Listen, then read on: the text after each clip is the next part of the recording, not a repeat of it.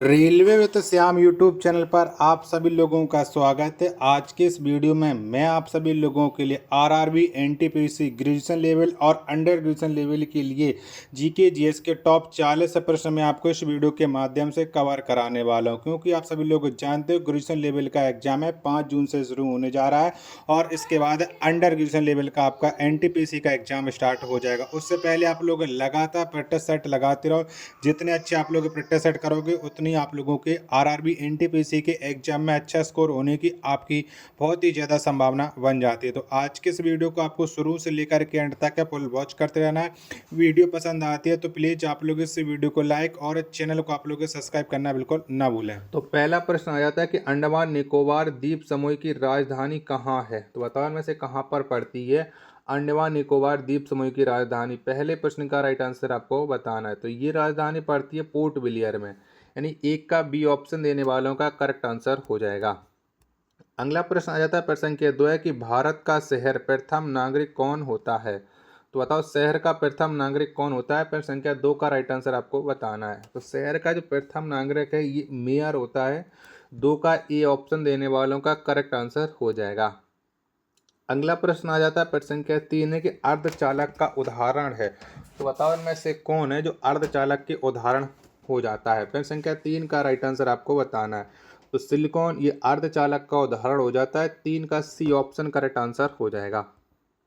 प्रश्न संख्या 4 आ जाता है कि रासायनिक धातु जस्ता का संकेत क्या होता है। तो बताओ इनमें से कौन सा हो जाता है रासायनिक धातु जस्ता का संकेत। प्रश्न संख्या 4 का राइट आंसर क्या हो जाएगा। तो ये हो जाता है जेड 4 का ए ऑप्शन देने वालों का करेक्ट आंसर हो जाएगा। अगला प्रश्न आया प्रश्न संख्या 5 है कि पृथ्वी सूर्य से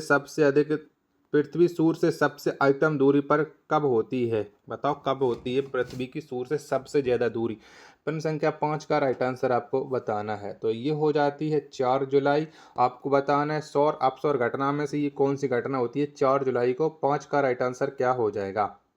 वीडियो पसंद आ रही होगी तो वीडियो को लाइक और चैनल को सब्सक्राइब करना बिल्कुल ना भूलें। 6वें नंबर का प्रश्न है कि शक संवत की शुरुआत किसने की थी। तो बताओ में से कौन से व्यक्ति के द्वारा शक संवत की शुरुआत है वो की गई थी। तो ये शक संवत की शुरुआत किसने की थी। 6 का सी ऑप्शन करेक्ट आंसर हो जाएगा। 7 नंबर का प्रश्न आ जाता है कि राष्ट्रीय स्टॉक एक्सचेंज कहाँ स्थित है। तो बताओ ये कहाँ पर पड़ता है राष्ट्रीय स्टॉक एक्सचेंज। 7 का राइट आंसर क्या हो जाएगा। तो ये हो जाता है मुंबई में। ए ऑप्शन देने वालों का राइट आंसर हो जाएगा। नेक्स्ट प्रश्न प्रश्न संख्या 8 आ जाता है कि वायुमंडल में सर्वाधिक प्रचुर मात्रा में कौन सी गैस पाई जाती है। तो बताओ में से कौन सी गैस है जो वायुमंडल में सबसे अधिक प्रचुर मात्रा में। 8 का राइट आंसर क्या हो जाएगा। तो ये पाई जाती है नाइट्रोजन गैस। 8 का बी ऑप्शन राइट आंसर हो जाएगा। नेक्स्ट प्रश्न है प्रश्न संख्या 9 की शारदा चिटफंड घोटाला किस राज्य से संबंधित है। तो बताओ कौन से राज्य से इसका संबंध हो जाता है शारदा चिटफंड घोटाला का। 9वें नंबर प्रश्न का राइट आंसर क्या हो जाएगा। तो इसका संबंध हो जाता है पश्चिम बंगाल से। 9 का डी ऑप्शन करेक्ट आंसर हो जाएगा। अगला प्रश्न प्रश्न संख्या 10 आ जाता है आत्महत्या की थैली किसे कहा जाता है।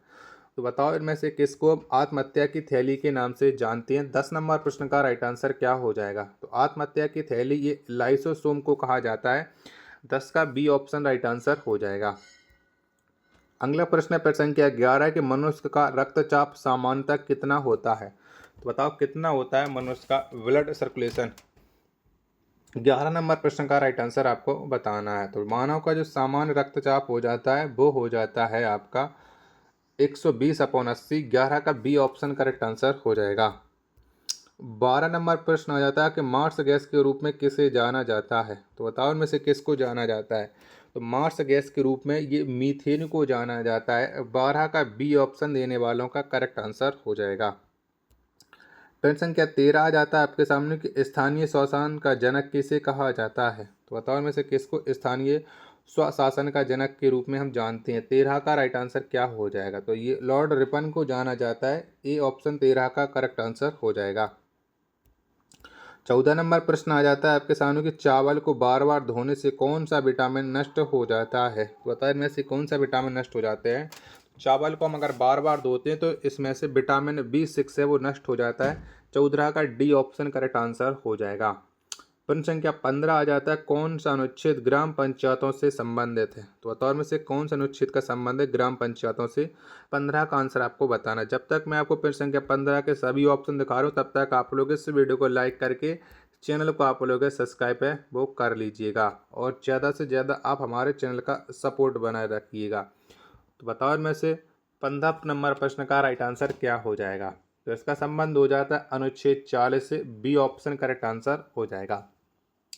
16 नंबर का प्रश्न आ जाता है, क्यूप्राइट किसका प्रमुख अयस्क है? तो बताओ ये किसका प्रमुख अयस्क है? तो क्यूप्राइट ये तांबा का प्रमुख अयस्क हो जाता है। 16 का ए ऑप्शन देने वालों का राइट आंसर हो जाएगा। नेक्स्ट प्रश्न प्रश्न संख्या 70 आ जाता है, गुलिवर ट्रेवल्स किसकी रचना है? तो बताओ ये किसकी रचना हो जाती है? गुलिवर ट्रेवल्स है। 17 का राइट आंसर क्या हो जाएगा? तो गुलिवर ट्रेवल्स ये जोनाथन स्विफ्ट की रचना हो जाती है। 17 का सी ऑप्शन करेक्ट आंसर हो जाएगा। चलिएगा अगला प्रश्न प्रश्न संख्या 18 आ जाता है, एसएमएस का विस्तारित रूप क्या है? तो बताओ इसका फुल फॉर्म क्या हो जाता है एसएमएस का? 18 नंबर प्रश्न का राइट आंसर क्या हो जाएगा? तो इसका हो जाता है स्वास्थ्य मैसेजिंग सर्विस, यानी 18 का ए ऑप्शन करेक्ट आंसर हो जाएगा। चलिएगा अगला प्रश्न प्रश्न संख्या 19 आ जाता है, विश्व बैंक का मुख्यालय कहाँ स्थित है? तो बताओ में से कौन सा वो स्थान है जहाँ पर विश्व बैंक का मुख्यालय होता है? 19 नंबर प्रश्न का राइट आंसर क्या हो जाएगा? तो ये हो जाता है वाशिंगटन डीसी में। 19 का सी ऑप्शन राइट आंसर हो जाएगा। चलिएगा अगला प्रश्न आ जाता है प्रश्न संख्या 20 है कि आयुर्वेद का जनक किसे कहा जाता है? तो बताओ में से कौन से व्यक्ति को आयुर्वेद के जनक के रूप में हम जानते हैं? 20 नंबर प्रश्न का राइट आंसर क्या हो जाएगा? तो चरक ये आयुर्वेद के जनक के रूप में जाने जाते हैं। 20 का बी ऑप्शन राइट आंसर हो जाएगा। अगला प्रश्न प्रश्न संख्या 21 आ जाता है कि रक्तचाप का पीएच मान कितना होता है? तो बताओ में से कितना होता है? 21 का राइट आंसर क्या हो जाएगा? तो रक्तचाप का जो पीएच मान होता है वो होता है 7.4, यानी 21 का डी ऑप्शन करेक्ट आंसर हो जाएगा। वीडियो पसंद आ रही होगी तो प्लीज़ आप सभी लोग इस वीडियो को लाइक और चैनल को आप लोगों को सब्सक्राइब करना बिल्कुल ना भूलें। 22 नंबर प्रश्न आ जाता है आपके सामने कि प्रकाश वर्ष किसका मात्रक है? तो बताओ मैं ये किसका मात्रक हो जाता है प्रकाश वर्ष? 22 नंबर प्रश्न का राइट आंसर क्या हो जाएगा? तो प्रकाश वर्ष ये दूरी का मात्रक हो जाता है। 22 का सी ऑप्शन करेक्ट आंसर हो जाएगा। अगला प्रश्न प्रश्न संख्या 23 है कि वायुमंडलीय दाब किस यंत्र से मापा जाता है? तो बताओ इनमें से हम कौन सी यंत्र से वायुमंडलीय दाब को मापते हैं? 23 नंबर प्रश्न का राइट आंसर क्या हो जाएगा? तो वायुमंडलीय दाब है ये बैरोमीटर से मापा जाता है। 23 का ए ऑप्शन देने वालों का करेक्ट आंसर हो जाएगा। 24 नंबर का प्रश्न आ जाता है आपके सामने, कपास किससे प्राप्त होता है? तो बताओ इनमें से किसके द्वारा कपास को प्राप्त किया जाता है? 24 नंबर प्रश्न का राइट आंसर क्या हो जाएगा? तो कपास जो प्राप्त किया जाता है ये बीज से प्राप्त किया जाता है। 24 का बी ऑप्शन करेक्ट आंसर हो जाएगा। अगला प्रश्न प्रश्न संख्या 25 है कि संवैधानिक उपचार के अधिकारों की व्याख्या किसके द्वारा संविधान के हृदय एवं आत्मा के रूप में की गई थी? तो बताओ कि किसके द्वारा की गई थी व्याख्या? 25 नंबर प्रश्न का राइट आंसर आपको बताना है। चारों ऑप्शन आपकी स्क्रीन पर शो रहा है। तो ये व्याख्या की गई थी डॉक्टर भीमराव अम्बेडकर के द्वारा। 25 नंबर प्रश्न का डी ऑप्शन देने वालों का राइट आंसर हो जाएगा। 26 नंबर का प्रश्न है आपके सामने कि भारत के परिदृश्य में सबसे आखिर में उभरने वाला धर्म कौन सा है? बताओ में से कौन सा हो जाता है? तो भारत के परिदृश्य में सबसे आखिर में उभरने वाला जो धर्म हो जाता है वो धर्म हो जाता है सिख धर्म। 26 का सी ऑप्शन करेक्ट आंसर हो जाएगा। नेक्स्ट प्रश्न है प्रश्न संख्या 27 आ जाता है कि इंसुलिन किसके द्वारा स्रावित होता है?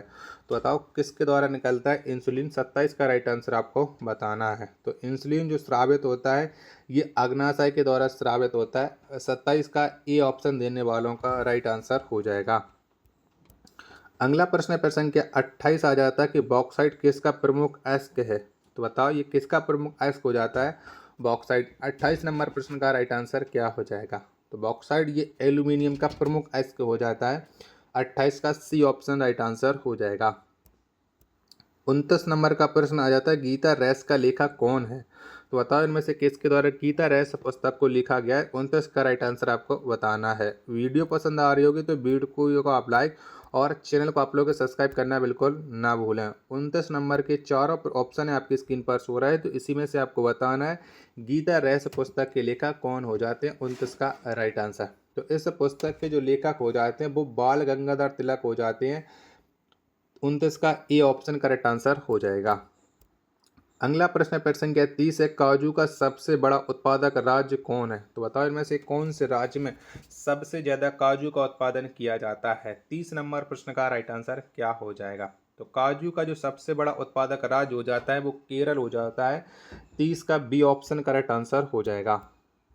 31 नंबर का प्रश्न आ जाता है कि त्रिपिटक प्रसिद्ध पुस्तक है, तो बताओ में से किसकी प्रसिद्ध पुस्तक है ये त्रिपिटक? 31 का राइट आंसर क्या हो जाएगा? तो बौद्धों की प्रसिद्ध पुस्तक है त्रिपिटक। 31 का ए ऑप्शन करेक्ट आंसर हो जाएगा। 32 नंबर का प्रश्न आ जाता है कि भारत का सबसे बड़ा बाघ आरक्षित क्षेत्र कौन सा है? तो बताओ इनमें से कौन सा हो जाता है? 32 नंबर प्रश्न का राइट आंसर क्या हो जाएगा? भारत का सबसे बड़ा बाघ आरक्षित जो क्षेत्र हो जाता है ये हो जाता है जिम कॉर्बेट है। 32 का ए ऑप्शन करेक्ट आंसर हो जाएगा। अगला प्रश्न संख्या 33 आ जाता है, अनुवांशिकता के क्रम को अनुवांशिकी किसने कहा था? तो बताओ किसके द्वारा ये कहा गया था अनुवांशिकता के क्रम को अनुवांशिकी? 33 नंबर प्रश्न का राइट आंसर क्या हो जाएगा? तो ये कहा था डब्ल्यू वाटसन ने। 33 का सी ऑप्शन देने वालों का राइट आंसर हो जाएगा। नेक्स्ट प्रश्न संख्या 34 आ जाता है कि भारत में सर्वाधिक कॉफी उत्पादन राज्य कौन है? तो बताओ इनमें से कौन सा वो राज्य है जहाँ पर सबसे ज़्यादा कॉफ़ी का उत्पादन है वो किया जाता है? 34 नंबर प्रश्न का राइट आंसर क्या हो जाएगा? तो भारत में कॉफ़ी का जो सर्वाधिक उत्पादक राज्य हो जाता है वो हो जाता है कर्नाटक। 34 का ए ऑप्शन करेक्ट आंसर हो जाएगा। अगला प्रश्न संख्या 35 आ जाता है कि यूरेनियम उत्पादन में अग्रणीय देश कौन है? तो बताओ इनमें से कौन सा वो देश है जहाँ पर सबसे ज़्यादा यूरेनियम उत्पादन किया जाता है? 35 नंबर प्रश्न का राइट आंसर है क्या हो जाएगा? तो यूरेनियम उत्पादन में जो अग्रणीय राज्य हो जाता है वो कनाडा हो जाता है। 35 का डी ऑप्शन करेक्ट आंसर हो जाएगा। वीडियो पसंद आ रही होगी तो प्लीज़ वीडियो को लाइक और चैनल को आप लोग सब्सक्राइब करना ना भूलें। 36 नंबर का प्रश्न आ जाता है कि जब एक जहाज किसी नदी से सागर में प्रवेश करता है तो वह कैसा हो जाता है? 36 नंबर प्रश्न का राइट आंसर आपको बताना है। तो वह थोड़ा ऊपर उठ जाता है। ए ऑप्शन करेक्ट आंसर हो जाए, सॉरी 36 का बी ऑप्शन करेक्ट आंसर हो जाएगा। 37 नंबर का प्रश्न आ जाता है कि महाबली को किस जगह निर्वाण प्राप्त हुआ था? तो बताओ कहाँ पर प्राप्त हुआ था महाबली को? 37 का राइट आंसर क्या हो जाएगा? तो ये इन्हें पावापुरी में हुआ था महाबली को। 37 का सी ऑप्शन करेक्ट आंसर हो जाएगा। 38 नंबर का प्रश्न आ जाता है कि हमारे संविधान में समाजवादी, धर्मनिरपेक्षता तथा राष्ट्र की एकता एवं अखंडता शब्द शामिल के किस संविधान संशोधन के द्वारा शामिल किया गया? तो बताओ इनमें कौन से संविधान संशोधन तहत ये शामिल किए गए थे? 38 नंबर प्रश्न का राइट आंसर क्या हो जाएगा? इन तीनों शब्दों को 42वें संविधान संशोधन के तहत शामिल किया गया था। 38 का बी ऑप्शन राइट आंसर हो जाएगा। 39 नंबर का प्रश्न आ जाता है कि भारतीय रिजर्व बैंक की स्थापना कब हुई थी? तो बताओ में से कौन सी डेट में भारतीय रिजर्व बैंक की स्थापना है वो की गई थी? तो ये स्थापना 1935 में की गई थी। 39 का डी ऑप्शन राइट आंसर हो जाएगा। प्रश्न संख्या 40 और अंतिम प्रश्न आ जाता है आज के सेट का, अलीगढ़ आंदोलन के संस्थापक कौन थे? तो बताओ में से किसके द्वारा अलीगढ़ आंदोलन की स्थापना की गई थी? 40 का राइट आंसर क्या हो जाएगा? तो अलीगढ़ आंदोलन के जो संस्थापक हो जाते हैं वो सर सैयद अहमद खान हो जाते हैं। 40 का ए ऑप्शन देने वालों का करेक्ट आंसर हो जाएगा। आशा और उम्मीद करता हूँ आप सभी लोगों को ये वीडियो ज़रूर पसंद आई होगी। तो प्लीज़ आप सभी लोग इस वीडियो को लाइक और चैनल को आप लोग सब्सक्राइब करना बिल्कुल ना भूलें। मिलते हैं और नेक्स्ट वीडियो के साथ, तब तक के लिए धन्यवाद। जय हिंद, वंदे मातरम।